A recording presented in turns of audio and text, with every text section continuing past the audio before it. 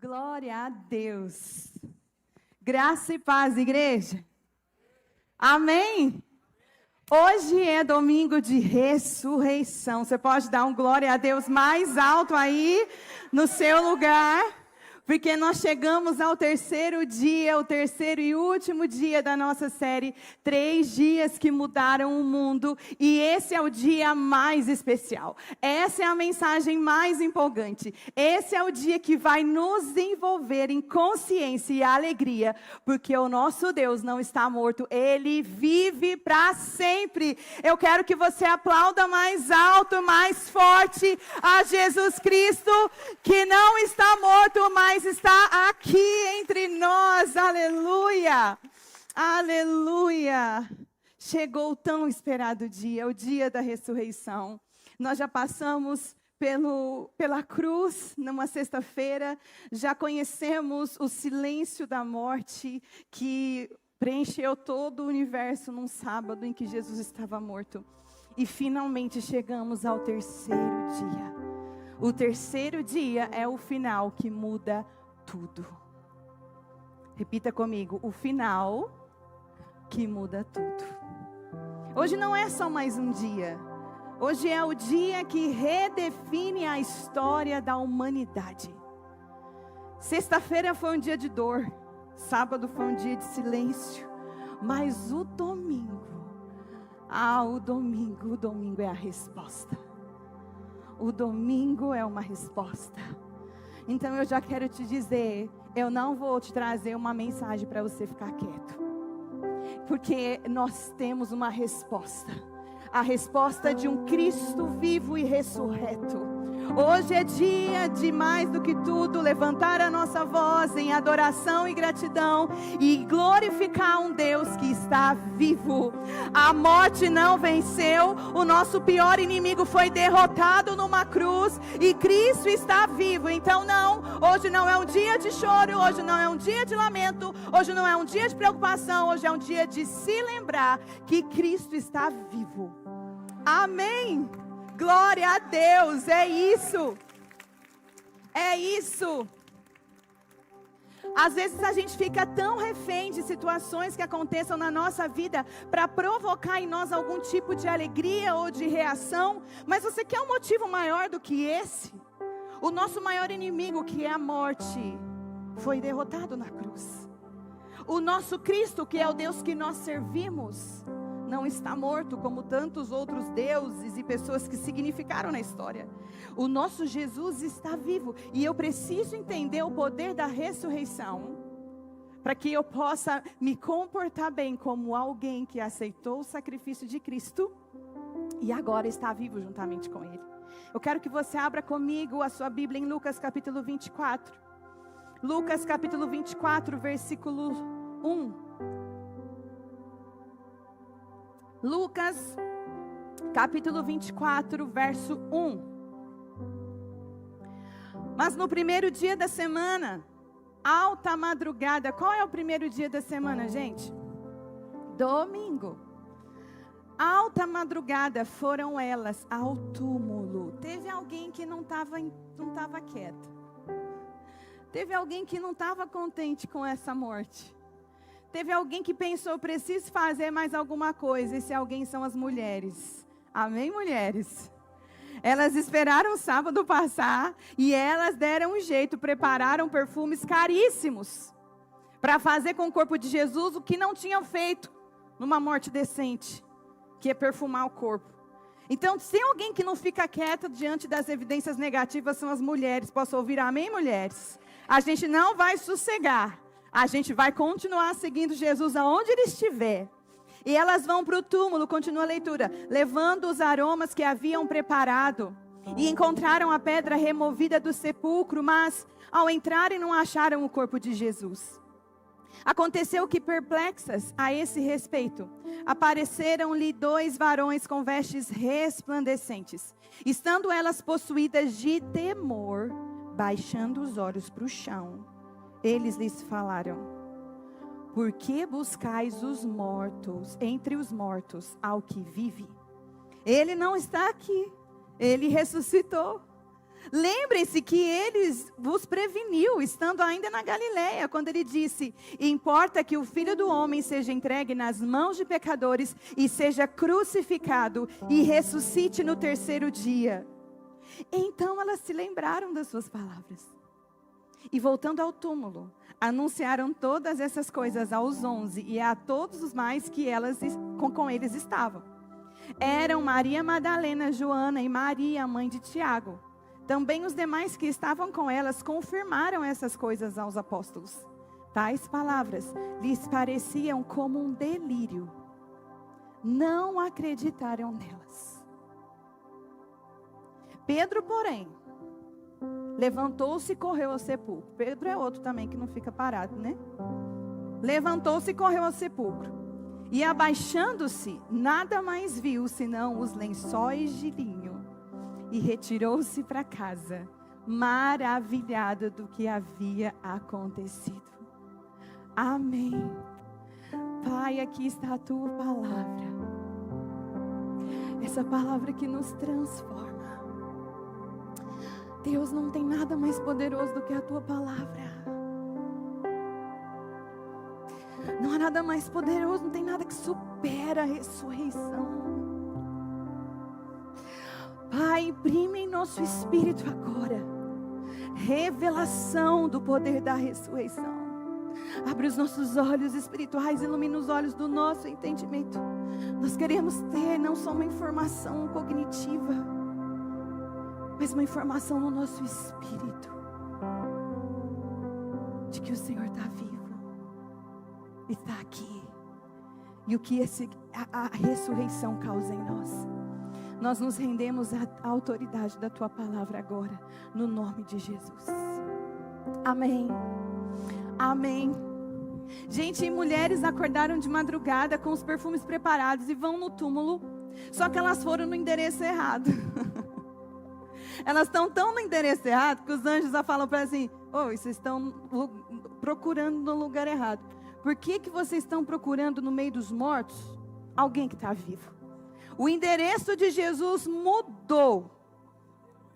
E o nosso também. Jesus não está sepultado, o endereço mudou. E porque o endereço de Jesus mudou, o seu também mudou. Você não está mais morto nos seus pecados e delitos. Você morreu com Cristo e agora você está vivo juntamente com Ele, assentado com Ele nos lugares celestiais. Você é justiça de Deus. O seu endereço mudou. Seu endereço não é mais dor, não é mais enfermidade, não é mais preocupação, não é mais mediocridade. O seu endereço não é mais falência. O seu endereço agora é vida eterna. Aleluia. E elas vão procurando encontrar um corpo, mas elas encontram um anjo. Elas foram procurando morte, mas Deus já tinha dado vida para Jesus. E essas figuras angelicais aparecem e perguntam: por que você está procurando? Por que vocês estão procurando entre os mortos? Essa é uma clássica ironia bíblica. Os anjos não estão repreendendo as mulheres dizendo que vocês estão erradas. Eles estão reformulando as expectativas dela. Ele está dizendo: você está procurando na categoria errada. Ele não está morto. Vocês estão procurando no lugar errado. Vocês se esqueceram. Você vê que o anjo até lembra elas. Ele falou que isso ia acontecer. Vocês estão tão chocados com a morte que vocês esqueceram que ele falou que em 3 dias ele ia ressuscitar. Se vocês se lembrassem do que ele falou, vocês não estavam aqui. A questão não é o túmulo. A questão são as nossas expectativas. Elas estão em luto, chorando por algo que Jesus já disse que ia acontecer diferente no final. E o anjo fala isso para ela: Jesus não está aqui. Mas Jesus não está aqui porque alguém roubou o corpo dele. Jesus não está aqui porque ele foi levado para outro lugar. Jesus está aqui porque ele ressuscitou. Quantas vezes a gente está esperando o pior, a gente se prepara para a derrota. A gente está esperando o luto chegar, a gente está esperando a nossa vida acabar. Afinal de contas, foi assim com os nossos pais, com os nossos avós. A gente está esperando o pior fim que se possa dar na história de alguém. Mas deixa eu te falar, Deus está um passo à frente das suas expectativas. Deus está a um passo das suas expectativas. Quando a expectativa é o fim do casamento, é o fim da minha vida, é o fim. Deus está um passo à frente, Ele está na ressurreição. Deus nunca está no lugar aonde a sua fé pequena espera encontrá-lo. Deus nunca está no lugar aonde a nossa fé pequena está esperando encontrá-lo. O problema é que muita gente ainda está vivendo como se Jesus estivesse morto. Sinceramente, a minha oração é para que a igreja Conviva seja uma igreja consciente de que o Deus que ela serve está vivo. Eu realmente não quero chegar num culto de domingo e encontrar uma igreja assim. Graça e paz, tudo bem? Tá indo, irmão. Essa é a expectativa? Eu acho que tem hora que, assim, que eu fico incomodado com às vezes, né? Tô falando como pastora de vocês, amém? Com todo o meu amor. Que a hora que tem hora que eu acho que o anjo vai chegar e falar assim: igreja, por que vocês estão procurando entre os mortos? Vocês estão com postura de alguém que está procurando entre os mortos. Ele não está morto. Ele está vivo. Esse é o problema. A gente vive como se Cristo fosse só mais um mito, só mais uma história, uma boa história. Como se Cristo fosse uma fantasia. Como se a ressurreição fosse uma invenção humana. Como se a nossa vida fosse uma mornidão. Nós vivemos uma vida morna, sem intensidade. Como se o nosso Cristo tivesse morto. A gente vive preso às nossas culpas, aos nossos passados, à nossa dor. Mas eu estou aqui para te dizer hoje, o túmulo está vazio e isso muda tudo. Amém. Isso faz de nós uma igreja vibrante e intensa. Não uma igreja que procura no túmulo da dor, do passado, das circunstâncias que Paulo falou que aqui nessa terra são leves e momentâneas nossas tribulações. Então a minha oração é para uma igreja que procura Jesus no lugar certo. Ele está vivo. Essa é uma pregação de intensidade, então eu preciso de vocês. Porque a morte de Jesus não teria significado muita coisa se Deus não tivesse ressuscitado. Se não houvesse ressurreição, a morte de Jesus não teria poder de livrar nenhum de nós aqui. A cruz só tem valor para a nossa fé por causa da ressurreição. A sexta-feira só tem valor para nós por causa do domingo. A cruz só vale alguma coisa para a nossa fé por causa da ressurreição. Porque se Jesus não tivesse ressuscitado, aí sim, meu irmão, aí eu ia dar razão para você continuar andando olhando para o chão e triste. A gente fica refém de acontecimentos passageiros para nos dar alegria e posição de ressurreição. Quando existe um acontecimento insuperável na história, que é um Cristo vivo habitando em nós, isso é suficiente para você pôr um sorriso no seu rosto e glorificar Jesus. O evangelho sem ressurreição não é o evangelho de Cristo. Se Jesus não tivesse ressuscitado, nós ainda estaríamos perdidos em nossos pecados, mas Ele ressuscitou, então não estamos mais perdidos nesse pecado. Mas você sabe que muita gente não acredita na ressurreição? Tem muita gente que até associa bem a história de Jesus ter morrido numa cruz e tal. Mas quando fala da ressurreição, tem pessoas que têm um pouco de dificuldade de entender esse processo, até porque ressurreição não é uma coisa que a gente vê todo dia, né? A gente realmente não sabe o que é ressurreição. Só que a base da fé cristã é a ressurreição. Então, se eu não entendo ressurreição, se eu não creio em ressurreição, a minha fé é vã. Paulo fala, é uma fé inútil. A fé que não entende a ressurreição, que não crê em ressurreição, é uma fé inútil, uma fé vã. Por isso eu vou trazer para vocês agora de manhã 6 evidências da ressurreição de Jesus. E eu espero realmente que você saia daqui essa manhã vibrando com essa notícia. Jesus Cristo ressuscitou. Amém. Que Jesus não é um produto da nossa imaginação. Ele não é apenas uma crença religiosa. Ele é uma afirmação histórica. O cristianismo não está pautado em filosofia, em ideologia.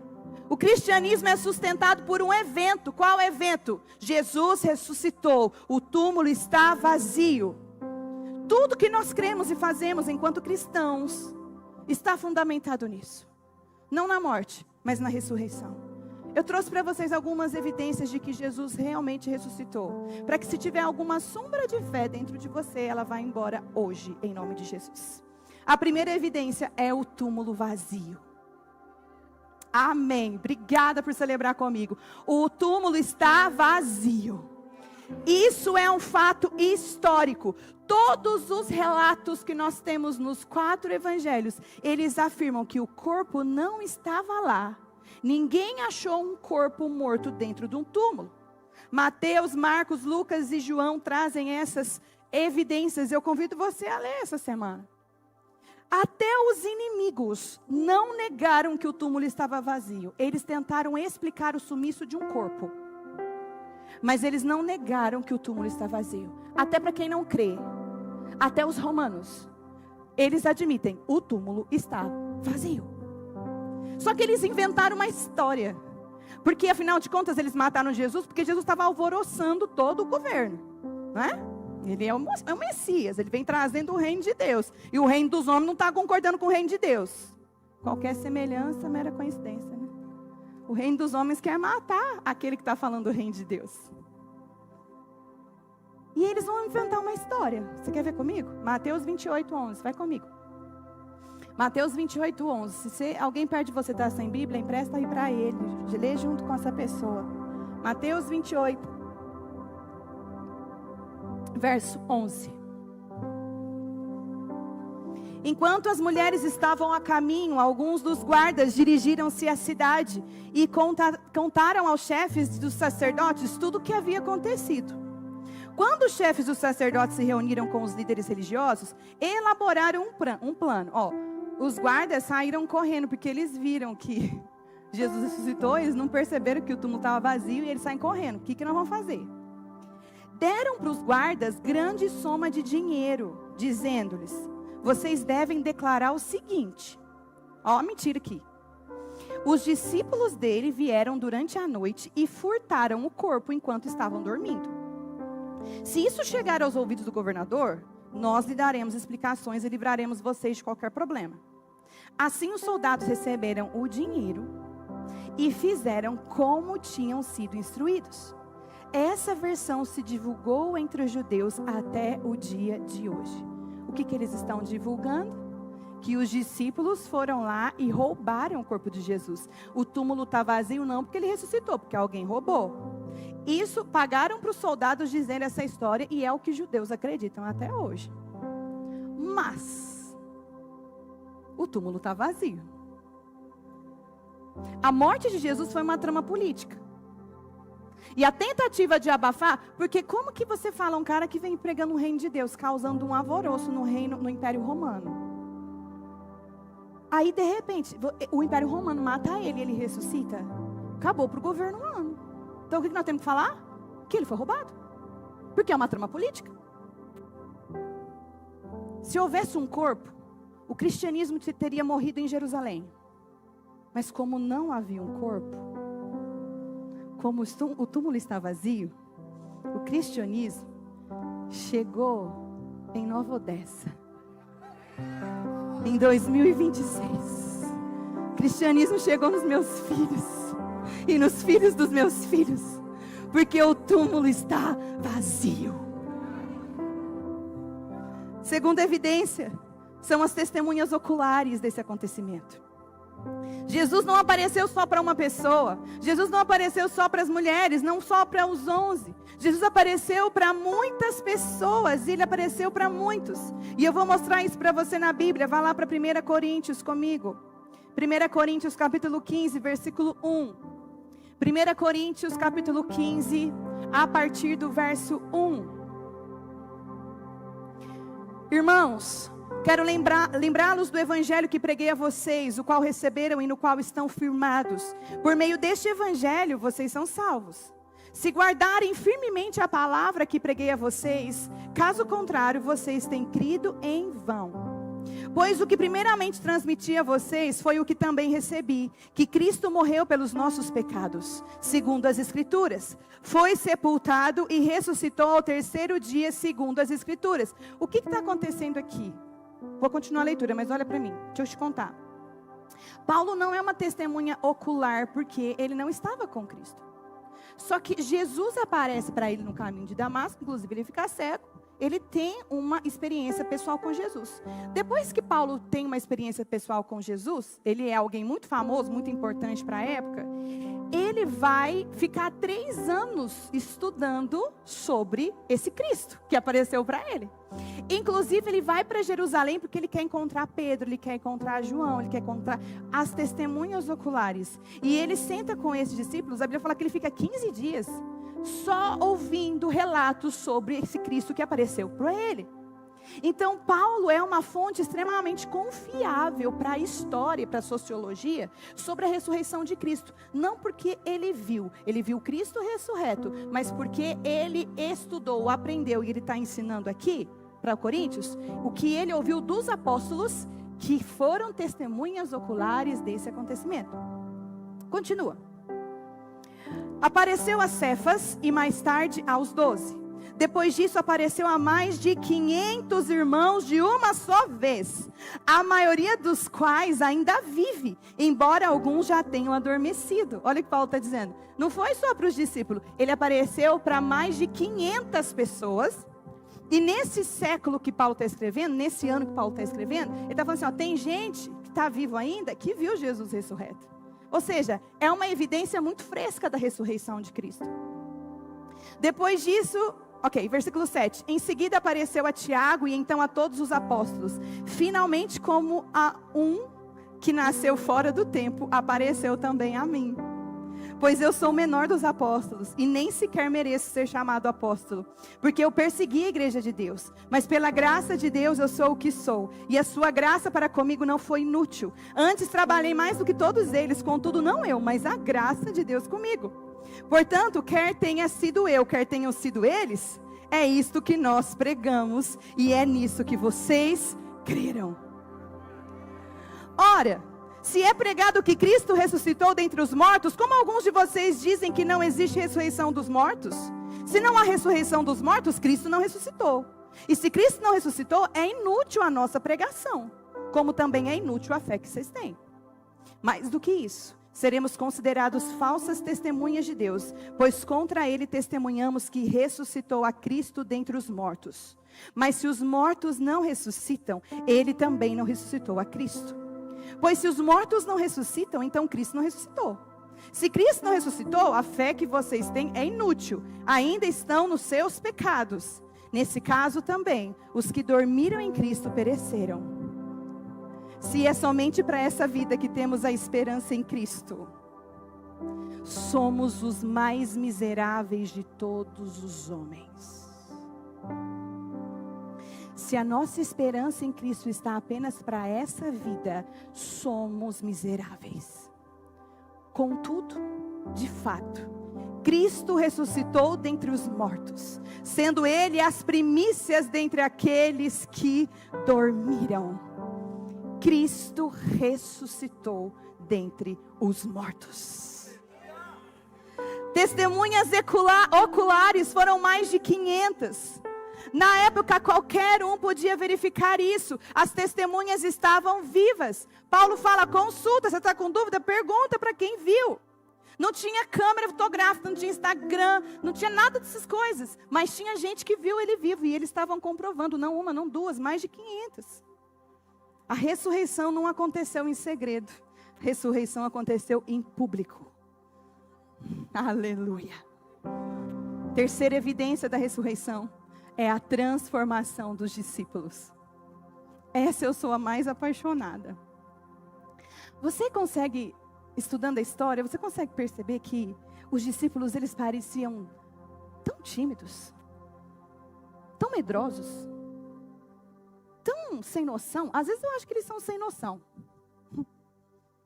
Eles eram iletrados, pescadores, gente comum, gente que não sabia ler e escrever.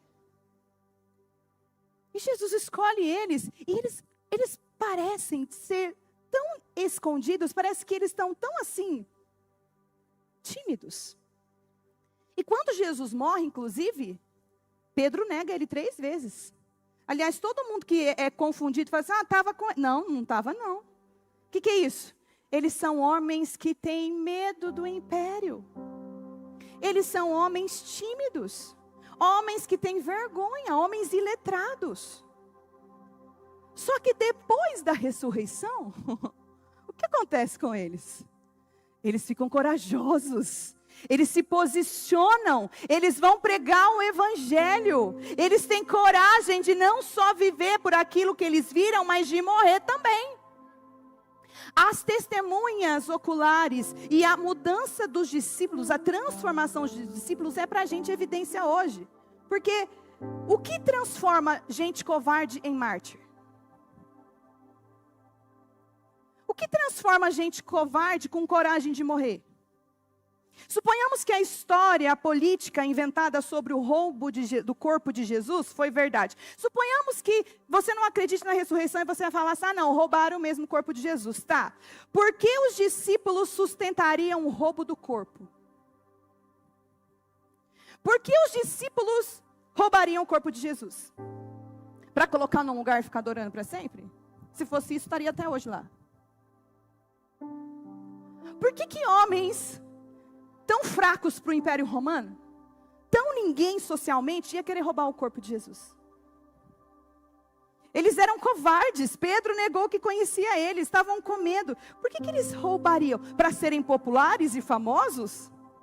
Não, porque todos eles, sem exceção, foram assassinados cruelmente pelo Império Romano. Por que eles foram assassinados? Porque eles estavam pregando Cristo ressuscitado. Não tem vantagem para os discípulos roubar o corpo de Jesus. Está fazendo sentido para você? Eu quero que você pense comigo. Porque a fé, ela é racional, tá bom? A fé é inteligente. Você tem que pensar. Não faz sentido roubar o corpo de Jesus.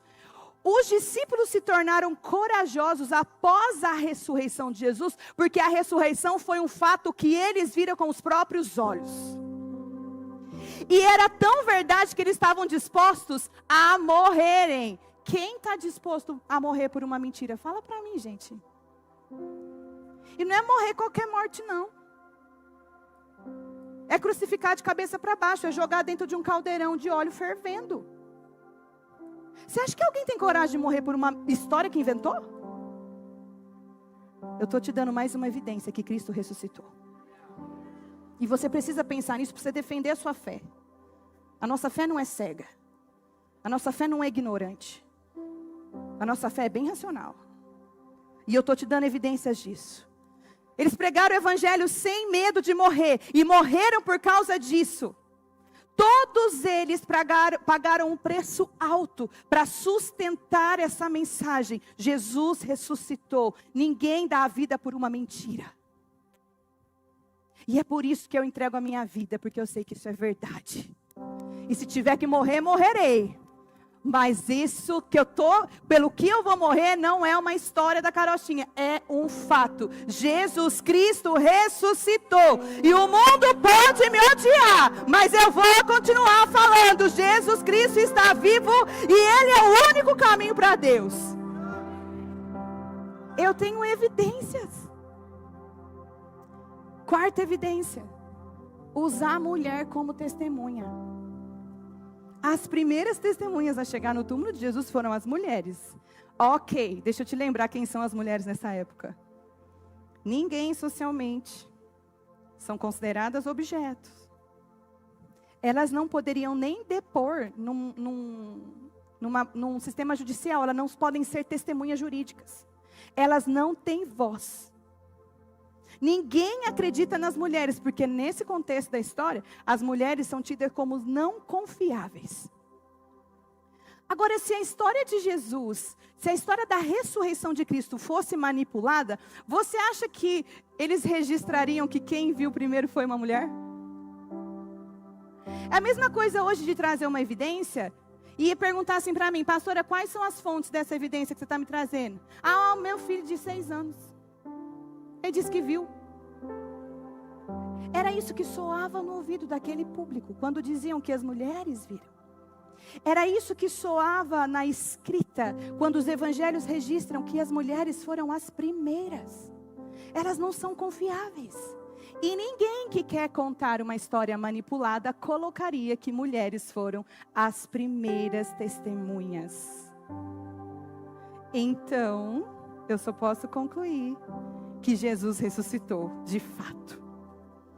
A ressurreição impactou os historiadores até que não creem nele. Os judeus, Flávio Joséfo é um judeu importante, um historiador importante para nós. E nós estudamos Flávio Joséfo e nós vemos que ele confirma que Jesus existiu, que Jesus foi crucificado. Ele é um judeu, só que ele afirma que os seguidores dizem que ele ressuscitou. Ele não afirma que Jesus ressuscitou. Isso mostra que não é uma invenção. Ninguém que é sério na história, na filosofia, na ciência, consegue negar que alguma coisa aconteceu depois da morte de Jesus. Nenhum pesquisador sério nega essa verdade. Nem filosofia. Ninguém vai conseguir negar que alguma coisa muito séria aconteceu. Eles podem até negar que Jesus ressuscitou, falar que não ressuscitou. Mas eles não podem negar que aconteceu alguma coisa séria que nunca aconteceu na história. Por quê? Por causa da quinta evidência. O nascimento da igreja.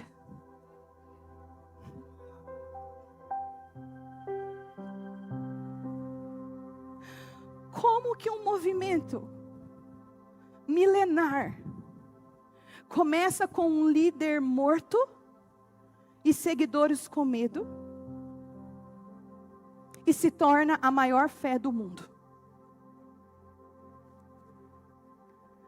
Como que a fé cristã se tornaria a maior fé do mundo se o líder do cristianismo estivesse morto e os discípulos com medo?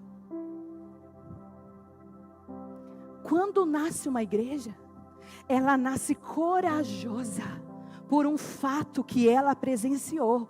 Cristo ressuscitou dentre os mortos. Alguma coisa aconteceu. Essa é a maior fé do mundo, é a fé cristã. E a mensagem da fé cristã é: Ele ressuscitou. Então a igreja não nasce de uma filosofia, a igreja nasce de um anúncio. Qual é o anúncio? Porque vocês estão procurando entre os mortos aquele que está vivo. E o cristianismo atravessa séculos e gerações. Que delícia, Laura, foi ouvir você cantar aqui sobre ele. Porque eu lembro de você na barriga da sua mãe. E você está cantando sobre o nome de Jesus. Sabe o que é isso? A nossa fé não é um mito.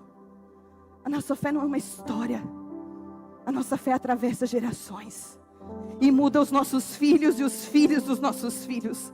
O nascimento da igreja é uma evidência de que Cristo ressuscitou de dentre os mortos. E esse é o anúncio da fé cristã. Jesus está vivo.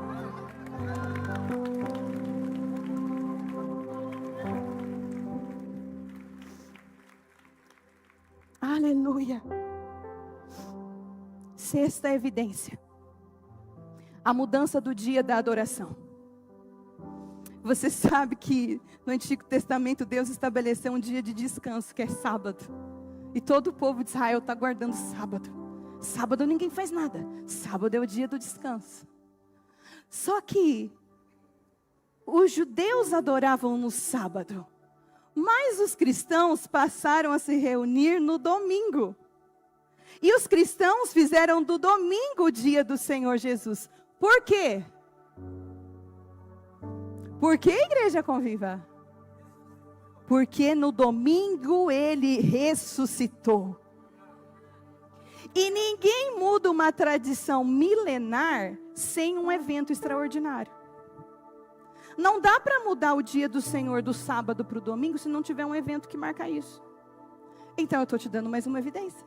A mudança do dia da adoração do sábado para o domingo é porque ele ressuscitou no domingo.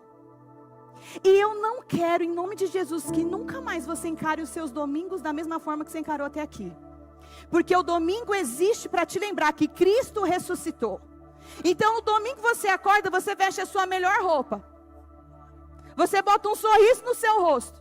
Você se veste de entusiasmo, encorajamento. Que apesar do fubá que você está na sua vida, Cristo ressuscitou. E Ele venceu a morte. Então hoje é domingo. Não é dia de lamentação, não é dia de dor. É dia que nos lembra que Ele está vivo. Aleluia! É uma lógica. Eu não estou nem falando de fé, eu estou falando de lógica. As alternativas que criaram, as teorias que criaram em cima da ressurreição de Jesus não se sustentam. Falar que o corpo foi roubado, por que os discípulos roubariam o corpo e sumiriam com ele? Falar que é alucinação das pessoas, alucinação não acontece em grupo de mais de 500 pessoas alucinadas ao mesmo tempo. Falar que Jesus não morreu? Os soldados romanos sabiam muito bem executar uma pessoa. Falar que Jesus não morreu é falar que o Império Romano não sabe matar. Quê? A explicação mais coerente. Ele ressuscitou. E o que isso significa? Qual é o impacto dessa ressurreição na minha vida? Não é só um fato que eu vou estudar, é a verdade que eu vou viver. É a verdade que eu vou viver, eu vou pregar e se precisar eu vou morrer. Cristo ressuscitou. E a importância da ressurreição está, em primeiro lugar, é porque a ressurreição vence a morte. A maior prova de poder de Jesus não foi os milagres que ele fez, foi vencer a morte. 1 Coríntios capítulo 15, versículo 55. Onde está, ó morte, a sua vitória? Onde está, ó morte, o seu aguilhão? A ressurreição vence a morte. A morte é o maior limite humano. Repito. A morte é o maior limite humano. E Cristo atravessou esse limite. Isso significa, não existe nada impossível para Deus. Não existe nada impossível para Deus. Você pode dizer isso comigo? Não existe nada impossível para Deus. Depois disso, a ressurreição quebrou o poder do pecado. A cruz perdoou o nosso pecado. A cruz pagou a nossa dívida. Mas a ressurreição quebrou o poder do pecado.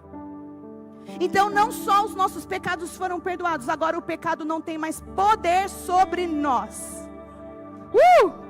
Ele não só morreu por nós, mas na ressurreição ele venceu aquilo que nos prendia. O medo não nos domina mais. O pecado não tem mais força, domínio sobre nós. O passado não tem mais domínio sobre nós. Você não precisa mais viver preso, porque a ressurreição liberou você do poder do pecado.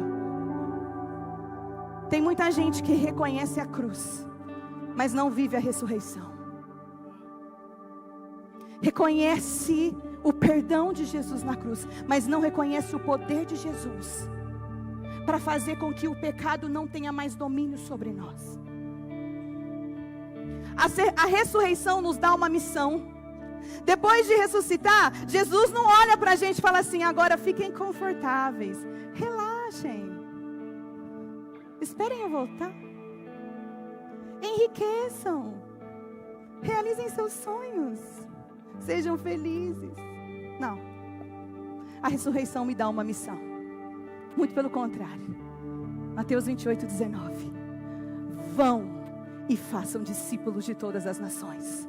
Ide e façam discípulos. Se mova, reage, faz alguma coisa. Jesus está falando assim: se movimenta e faz discípulo, porque o trabalho impossível para você eu já fiz, agora é com você. Então, a ressurreição não deixa a gente confortável. Ela tira a gente do desconforto. Ela nos empurra para cumprir uma missão, para responder a esse poder da ressurreição. Você não foi salvo só para assistir o culto. Você não foi salvo só para ouvir a palavra. Você não foi salvo para viver para você mesmo. Você foi chamado para carregar essa mensagem. A mensagem de que Cristo está vivo. Quem encontrou o túmulo vazio não pode viver uma vida vazia. Se você encontrou o túmulo vazio, você não pode viver uma vida vazia. A ressurreição também gera em nós identidade. Jesus saiu do túmulo diferente, corpo glorificado. Algumas pessoas demoraram para reconhecer ele, porque ele estava diferente. Ele teve que mostrar a cicatriz, para alguns acreditarem que era ele, porque ele estava diferente. A ressurreição gera para você uma nova identidade. Uma identidade tão diferente, que às vezes as pessoas vão olhar para você, elas não vão te reconhecer. Oi, você não explodiu? Você não xingou? Você não surtou? É sério que você está me perdoando? A ressurreição traz nova identidade para a gente. Às vezes a gente se olha no espelho e a gente nem se reconhece. Esse é o poder da ressurreição. Você pensa, eu não acredito que eu não surtei. Eu não acredito que eu consegui vencer esse pecado. Eu não acredito que há 10 anos atrás eu era uma pessoa completamente viciada e presa e hoje eu não sou mais. Eu não acredito que o meu casamento estava acabando e hoje eu estou ajudando casais a restaurarem os seus casamentos. Esse é o poder da ressurreição. Ela muda a nossa identidade. Eu era um pecador e agora eu estou ajudando pecadores a serem santificados. Quem sou eu? Esse é o poder da ressurreição.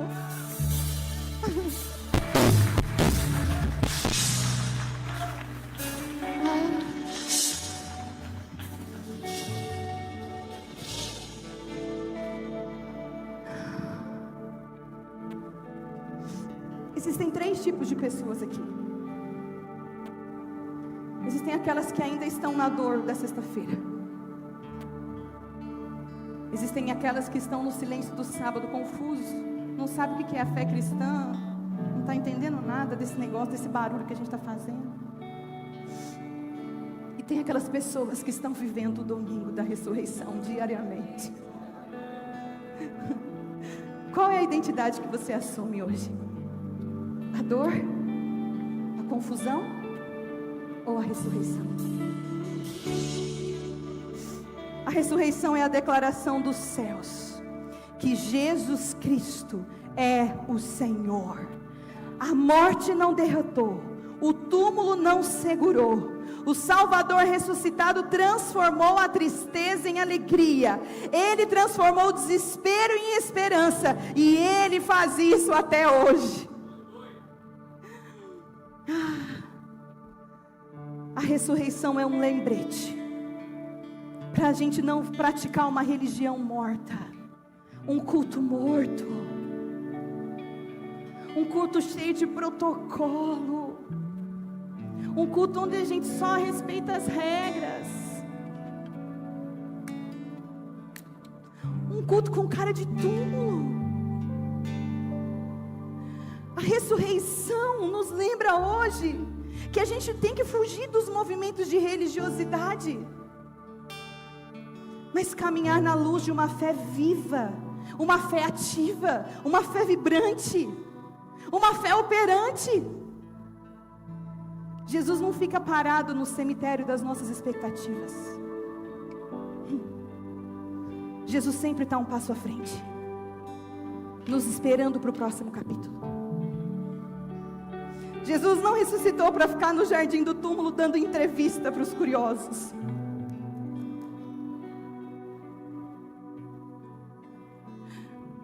Ele não ficou lá dando explicação para quem quer.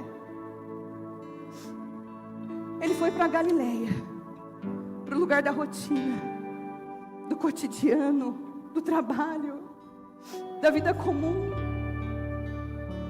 Ele foi para segunda-feira, para o trabalho, para a pia com louça suja.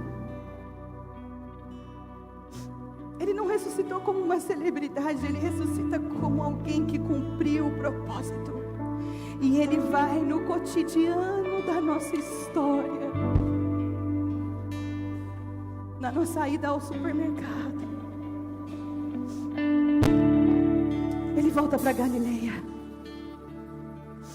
porque o milagre continua na rotina, não no cemitério. Tudo fica tão pequeno diante da ressurreição. Tudo fica tão pequeno.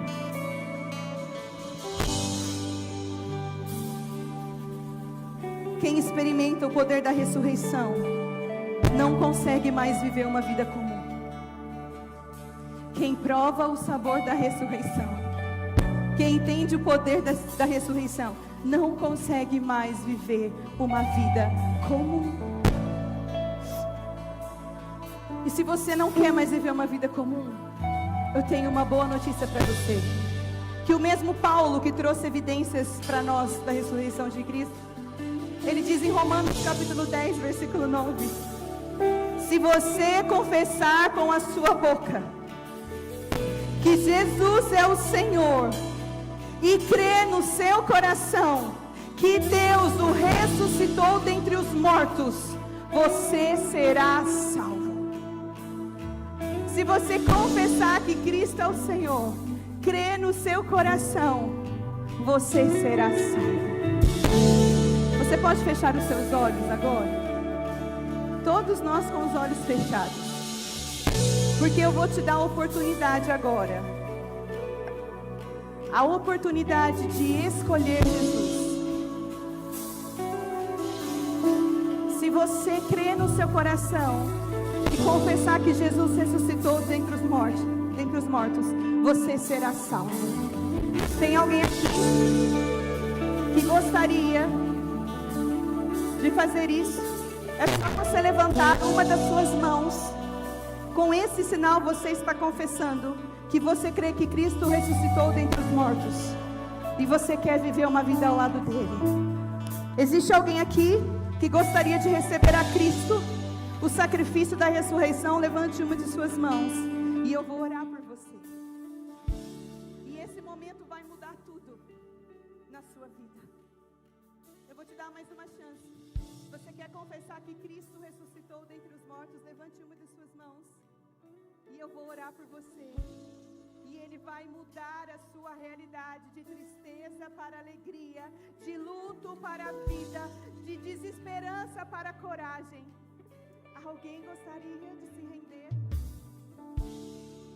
Eu entendo que todos nós aqui cremos na ressurreição. Todos nós aqui cremos no poder de Jesus. Assim como o domingo é uma resposta, eu quero que você dê uma resposta para Jesus aí onde você está. Uma resposta à ressurreição de Cristo. Uma resposta ao Cordeiro e o Leão. O Cordeiro que foi morto,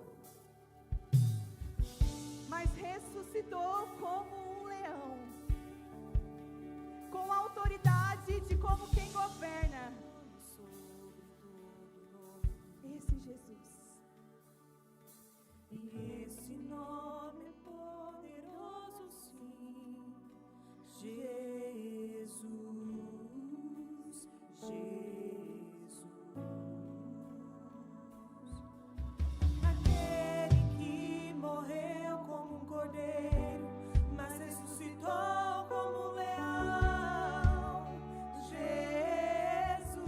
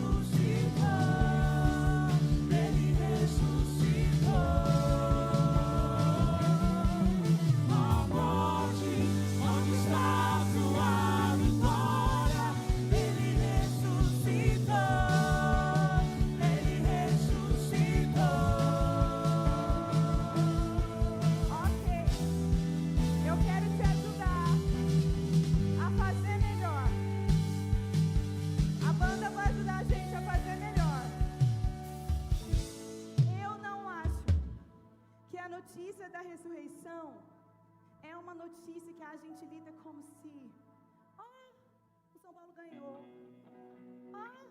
o Corinthians ganhou, o Palmeiras ganhou, porque para mim é nesse nível, que bênção. Não, ressurreição, Jesus está vivo. A gente vai celebrar a ressurreição como uma igreja viva. O amor vai explodir e vai trazer vida aos mortos. Eu quero ver